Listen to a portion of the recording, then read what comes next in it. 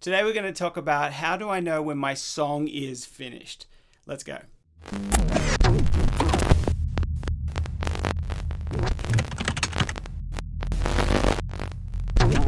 Hi, my name is Steve Collom for the secrets to musicsuccess.com, and today we're going to talk about how do you know when your song is finished? How do you know when your mix is finished? How do you know when you're like, okay, it's done, I'm ready to release it or send it off to the next stage or the next process? And I'm gonna break it down into 5 different points that will really help you kind of understand or kind of just give you some direction with your songs, and just so that you know that when it's done, and you can move on to the next one. So let's dive in. Number 1, deadlines. Deadlines will always tell me when my mix is ready or when my song is ready, because guess what? If you don't submit it and if you don't get it into that deadline, you have 100% chance of missing the deadline or failing that deadline or not getting that placement or not getting that opportunity to get signed. It's guaranteed that you won't get that song signed. So even if you feel like it's not quite ready, but that deadline is coming up and it's looming and it's hitting you gotta submit it. That's your deadline, or else if you submit it to whatever deadline is, there's a 50% chance that it's going to work. It's 50-50, but there's 100% chance it won't work if you don't get to the deadline and you don't submit it. So that's just a fact. And so, I'm sure a lot of you can see that. And one story that comes to mind is a guy called Chris Lord-Alge. He's got tons of Grammys, and he's mixed for a lot of the big artists and the bands that you would have heard, top #1 singles, top 20 all day long, top 10. And so he's, and I heard him say this quite a while ago, and I heard him say, somebody asked him the same question: how do you know when your mix is done, or how do you know when your song is done? And he said it was done because the next Grammy award-winning artist was coming in half an hour, and he had to be done. So that's a deadline for you right there. So he had to be done, and so he would wrap it up. He would get it mixed, he would get it completed, and it would be done. And I'm guessing he probably gave himself at least 10-15 minutes to get the next session ready, or maybe half an hour, or who knows. But he had the next artist coming in, so that's a deadline for you. And so many times, often, I have deadlines that I'm like, I've got to get that song in, I've got to get it to my publisher, I got to get it. And those deadlines are actually, they become your best friends, because they're like, without that deadline, you're just like, you're just relaxing, you're just chilling out, and you're like, you got no nothing pushing you. That deadline, you got to learn to embrace that deadline, let that deadline push you, and of course, the best scenario is if the deadline is, let's just say, Sunday night. Tell yourself it's Saturday night. You're going to have it completed by Saturday night, because then guess what? You're relaxed, and the whole process is a lot more relaxing. And then on Sunday morning, you can wake up and have another little listen, and maybe do another little mix or another little tweak. And then, you've got the rest of the afternoon, and it's just so much more relaxing. And we all know it's all part of music. This is all part of the creative world. And it's so hard to be creative when you're all tense and you're all stressed and you're all focused, and you're like, you gotta, it's like, it's just, that's not when the most creativity comes out. The creativity comes out when you don't care, and you're like, I'm just going to create stuff for the fun and for the joy of it. So number 1 was deadlines. Number 2 is the vision. What is the vision for your song? What is it? If you have a vision for an epic song, like you want it to be huge, then you're going to have to add a lot of instruments. There's going to be a lot of stuff moving. There's going to be a lot of stuff happening. So you can't get that epic sound with just one piano by itself. It's going to come out with an awesome upbuilding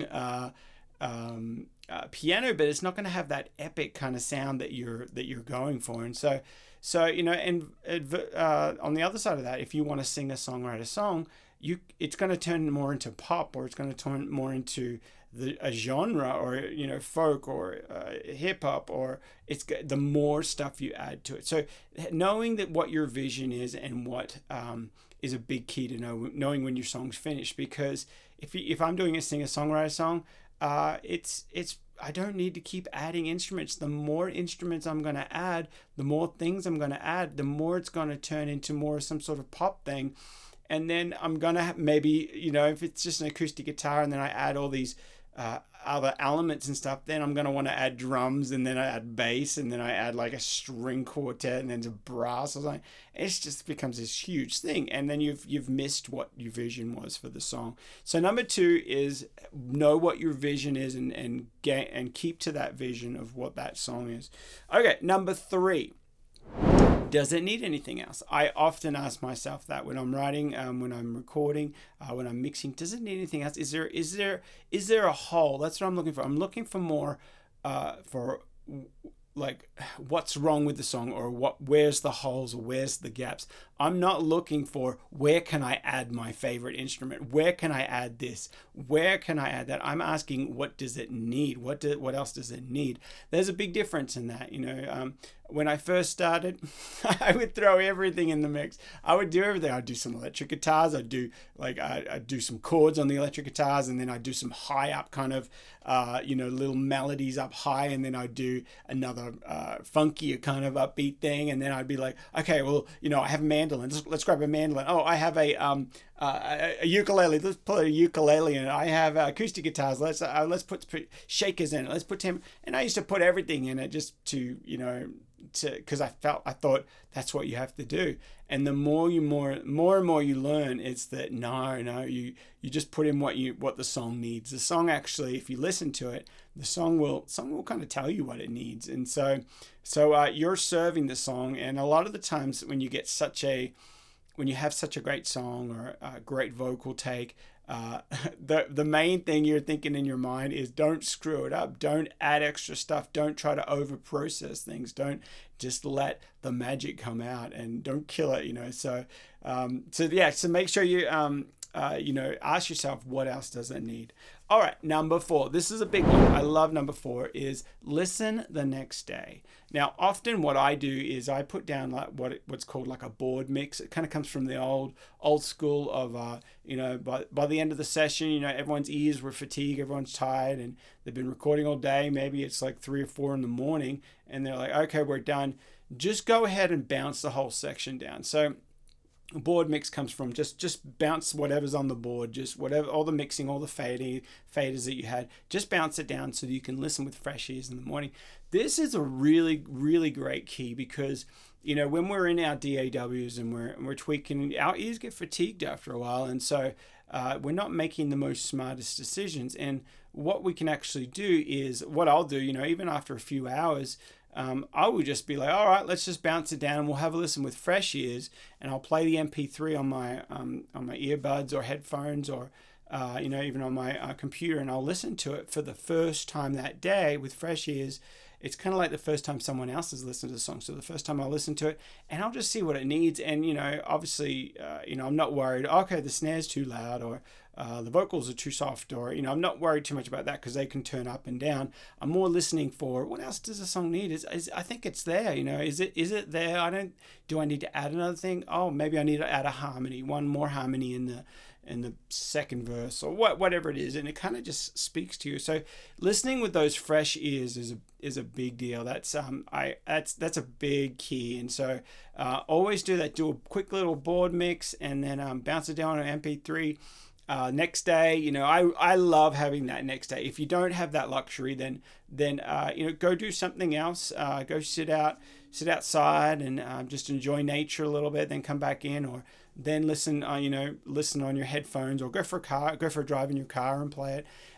Resting your ears is so key, and doing that board mix, and it's just kind of like you've summed everything up into that stereo track, and you just listen to it. That's a big key. So, all right. So number 5 is less is more. Just remember that you don't need to put everything in it. You don't need to put everything in the kitchen sink.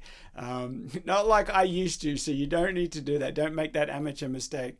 But just put in what you think it needs. Less is more, and a lot of the times this makes your mixing and your mastering, everything so much more simple. If you've only got a handful of instruments, you don't have to carve all this room for all those instruments to be heard, because guess what? You can hear it. It's very clear. If you've got 5 instruments, it's very clear, got bass, you got your low end stuff, you've got your mid range stuff, maybe acoustic guitars or pianos. You got your high end stuff, the vocals and cut through, and then maybe you got some cymbals or tambourines or shakers that are up that high. Everything is so clear. You don't have to fight everything. Now, imagine if you had 500 tracks compared to that 5.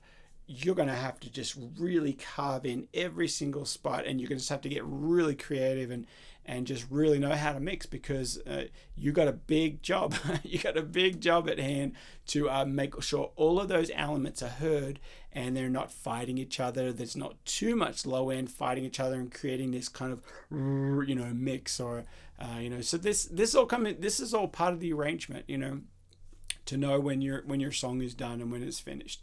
So awesome, guys. Well, I know that's been helpful to a lot of people, and please, if this has been helpful, please share it or subscribe and hit that little bell so you get the notifications. And head over to my website at thesecrets2musicsuccess.com and download my free PDF on mixing tips and songwriting tips. You'll find a lot of cool stuff over there at thesecrets2musicsuccess.com. And please say good day, contact me, or become friends on Facebook. Find me on Facebook, and I'd love to help you reach your next level of success. All right, later.